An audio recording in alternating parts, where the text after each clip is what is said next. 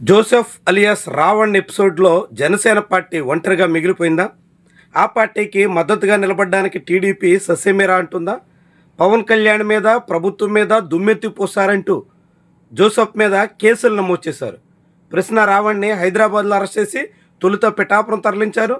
ఆ తర్వాత సర్పవరం పిఎస్కి తరలించారు. పిఠాపురంలో ఆయనకి బెయిల్ దక్కింది.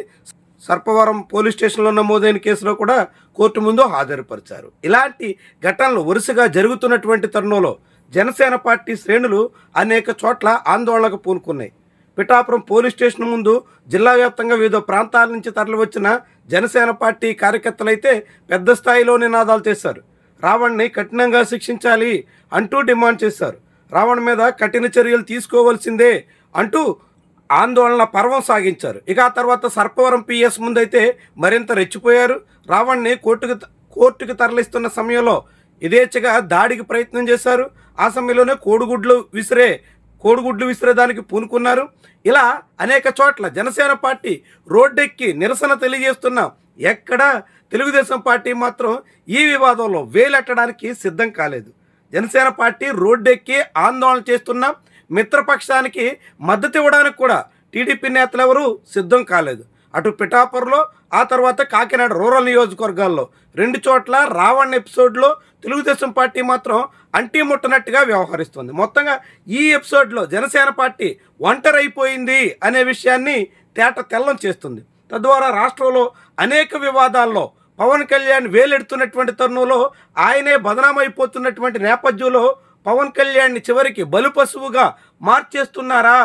పవన్ కళ్యాణ్ అన్నీ తనే పూసుకుని మొత్తంగా ఒంటరైపోయి ఇలా అబాసుపాలయ్యే పరిస్థితిని కొని తెచ్చుకుంటున్నారా అనేటువంటి ప్రశ్నలకు ఈ పరిణామాలన్నీ ఆస్కారం ఇస్తున్నాయి. చంద్రబాబు లేదా నారా లోకేష్ వాళ్ళ విషయంలో ఎవరు స్పందించినా వెంటనే పవన్ కళ్యాణ్ అడ్డుపడే ప్రయత్నం చేస్తున్నారు.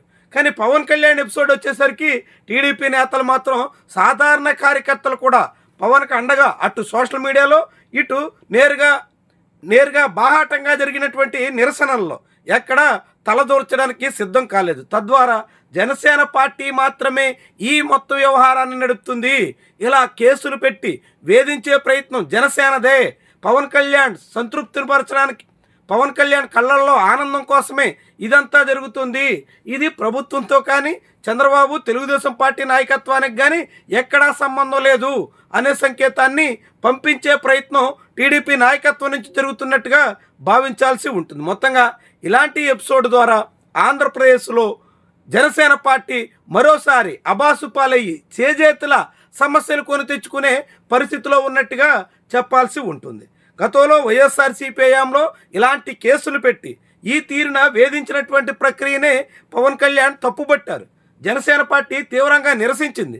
కానీ ఇప్పుడు జనసేన పార్టీ అధినేత కోసమే అదే తీరున సోషల్ మీడియాలో ఏదో అన్నారని, ఇంకెక్కడో ఏదో వాగారని అలాంటి వాటితో కేసులు పెట్టి అర్ధరాత్రి పూట కేసుల్లో అరెస్ట్ చేసి రాత్రంతా స్టేషన్లో బంధించి ఆ తర్వాత ఒక కేసులో బెయిల్ రాగానే మరో కేసులో నిర్బంధించి ఇలాంటి ఒక కక్ష సాధింపు ప్రక్రియ అయితే కొనసాగిస్తున్నట్టుగా స్పష్టమవుతుంది.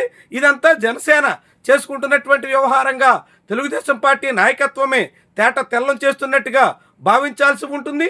ఈ పరిస్థితుల్లో జనసేన పార్టీకి ఎదురవుతున్నటువంటి ఇలాంటి పరిస్థితిని ఆ పార్టీ నాయకత్వం ఎలా సమర్థించుకుంటుంది, భవిష్యత్తులో జరగబోయే పరిణామాలకు ఎలాంటి బాధ్యత వహిస్తుంది, ఇదంతా కూడా ఆసక్తికరమైనటువంటి వ్యవహారం. మొత్తంగా ప్రశ్న రావణ్ ఎపిసోడ్ ద్వారా రాష్ట్రంలో పవన్ కళ్యాణ్కి మద్దతుగా మరో పార్టీ ఎవ్వరు కూడా నిలిచినటువంటి పరిస్థితి అయితే కనిపించలేదు. చివరికి పవన్ కళ్యాణ్ మీద ప్రశ్న రావణ్ చేసినటువంటి కామెంట్స్ని బీజేపీ కూడా నిరసించినటువంటి ఆనవాళ్లు లేవు.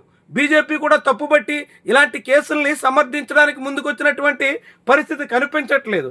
తద్వారా ఇన్నాళ్ళుగా ఏ బీజేపీ ఏ తెలుగుదేశం నాయకత్వం కోసం పవన్ కళ్యాణ్ పాటుపడుతూ వచ్చారో ఆయా పార్టీలే ఇప్పుడు పవన్ కళ్యాణ్ని ఒంటరిగా జనసేన పార్టీ శ్రేణుల్ని పూర్తిగా ఏకాకిలుగా మిగిల్చేసినట్టుగా మనం అనుకోవలసినటువంటి పరిస్థితినైతే ఈ మొత్తం ఎపిసోడ్ తీసుకొస్తుంది.